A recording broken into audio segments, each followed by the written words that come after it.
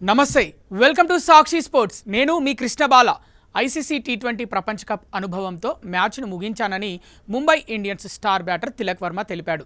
మ్యాచ్లు ముగించడం అంటే తనకు చాలా ఇష్టమని చెప్పిన తిలక్ వర్మ బ్రేక్ సమయంలో తమ కోచ్కు చెప్పి మరీ మ్యాచ్ గెలిపించానన్నాడు.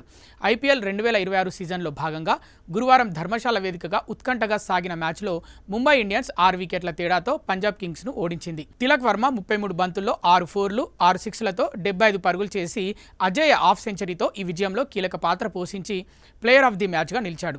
ఈ సందర్భంగా మాట్లాడిన తిలక్ వర్మ, నిజం చెప్పాలంటే నాకు మ్యాచ్లను ముగించడం అంటే చాలా ఇష్టం. టీ20 ప్రపంచ కప్తో పాటు కొన్ని అంతర్జాతీయ మ్యాచ్లు ఆడిన తర్వాత మ్యాచ్ను ఎలా ముగించాలనే విషయంపై నాకు ఒక అవగాహన వచ్చింది. వికెట్ ఇలా ఉంటుందని మేము అస్సలు ఊహించలేదు. బంతి స్లోగా తక్కువ ఎత్తులో వచ్చింది. దానివల్ల షాట్లు ఆడటం కష్టమైంది.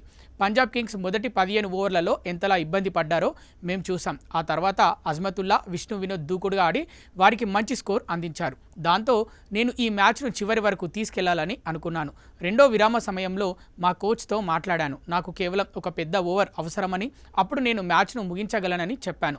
అతనికి చెప్పినట్లుగా 18వ ఓవర్లో భారీ షాట్స్ ఆడాను. విల్ జాక్స్ ఆడిన ఇన్నింగ్స్ కూడా మ్యాచ్ ముగించడానికి చాలా సహాయపడింది. నేను అతనికి ఒకటే చెప్పాను, షాట్ ఆడేటప్పుడు షేప్ కోల్పోవద్దు, నిలకడగా ఉండు, కేవలం స్లోయర్ బంతుల కోసం వేచి చూడమని చెప్పాను.